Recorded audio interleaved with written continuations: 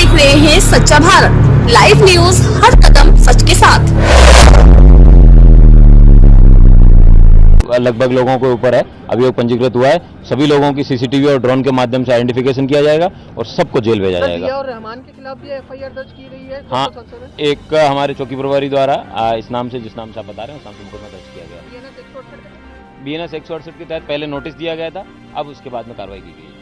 स्थिति है संभल की वर्तमान समय में कुल कितने प्राथमिकियां हुई हैं, कितनी गिरफ्तारियां हैं? कल दोपहर बाद से स्थितियां पूर्ण रूप से सामान्य हैं और कोई समस्या नहीं है। रात को 2:30 बजे भी हमारे द्वारा गश्त की गई थी, पूरी टीम ऑन ग्राउंड है, तो किसी प्रकार की कोई समस्या अभी नहीं। यार ये मोबाइल वाला नहीं मान रहा भाई। क्या और भी अभी धरपकड़ की जा रही है? छापेमारी कर लो यहाँ कितने लोगों को, और 21 लोगों के अलावा डिटेलिंग किया जा रहा है। कल हमारे यहाँ जो DIO हैं उनके माध्यम से कुछ फुटेज भी जारी किए गए, जो यहाँ के जो मानिंद लोग थे उनके माध्यम से दिए गए। कुछ ड्रोन की फोटोग्राफी है और कुछ कैमरा की फोटोग्राफी जो हमारे द्वारा ली गई थी वो भी जारी किए गए थे। उसमें आप स्पष्ट देख सकते हैं कि सैकड़ों की संख्या में है जो बलवाई हैं, दंगाई हैं, उन सभी को आइडेंटिफाई किया जा रहा है और 100% लोगों को जेल भेजा जाएगा, उन पर कार्रवाई की जाएगी क्योंकि उन्होंने बलवा कराने का प्रयास किया था। सर, नाबालिग जो लोग हैं, बच्चे हैं, उनकी संख्या काफी ज्यादा है जो पत्थरबाजी में शामिल थे, उसको लेकर आप लोग क्या संज्ञान ले रहे हैं? काफी सीरियस मैटर ऑफ कंसर्न है सर। जो एडल्ट नहीं है वो भी शामिल थे, 15-16 साल के बच्चे, 10 साल के बच्चे। ये जो जुवेनाइल जस्टिस होम होते हैं उसमें उनको भेजा जाएगा क्योंकि 18 वर्ष से कम आयु के बच्चों को वहीं भेजा जाता है ताकि उनमें सुधार हो। सर, क्या ऐसी भी आशंका थी आप लोगों को कि ये जो बलवाई थे ये भीड़ हिंदू एरिया में भी जा सकती थी, इसलिए आप लोगों ने पूरा घेर लिया था? 19 नवंबर को सब शांतिपूर्ण तरीके से संपन्न हुआ। उसके बाद जुम्मे की नमाज के दिन भी हमारी पुलिस व्यवस्था थी, इतने ही शांति से संपन्न हुआ। और मैं कहूंगा कि कल भी 10 बजे तक पूर्ण शांति थी। हल्की पत्थरबाजी थी, हल्का बल प्रयोग था, सब कुछ हो चुका था।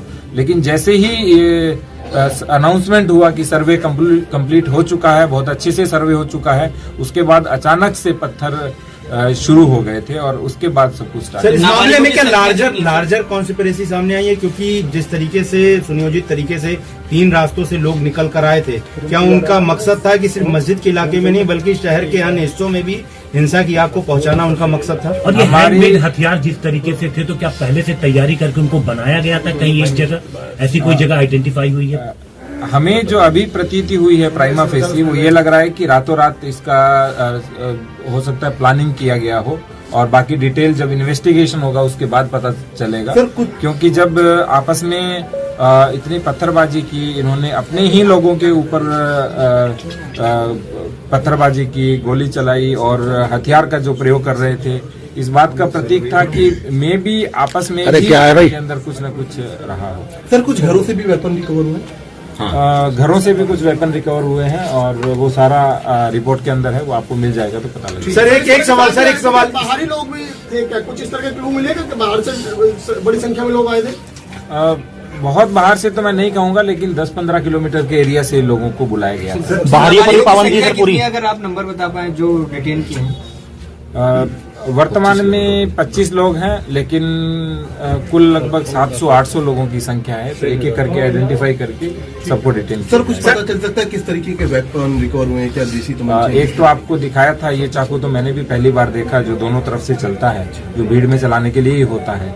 और उसके अतिरिक्त कुछ तमंचे भी बरामद हुए हैं और बाकी जो भी चीज होगी इन्वेस्टिगेशन के बाद आपको डिटेल से सर, एक सवाल क्रिमिनल कॉन्स्पिरेसी को लेकर बात करना चाहूंगा, क्योंकि यहाँ पर एक सांसद हैं और एक दूसरे सपा सांसद के बेटे हैं, तो क्या इन दोनों ने आपस में मिलकर किया है या इन दोनों ने अलग अलग जो है भीड़ को उकसाया? FIR हो चुकी है और इन्वेस्टिगेशन के बाद जो भी डिटेल आएगा उसके अनुसार उन पर कार्रवाई की। क्या इन दोनों लोगों की आपस में भी ऐसी बात है कि मस्जिद पे ज्यादा कब्जा मेरा हो, तो डोमिनेंस को लेकर इन दोनों में डोमिनेंस को लेकर इन्होंने लोगों को भड़काया? जो इन्वेस्टिगेशन होगा वो इन्वेस्टिगेशन का विषय है, हम प्राइमा फेसी नहीं कह पाएंगे, अभी हम केवल FIR की है। और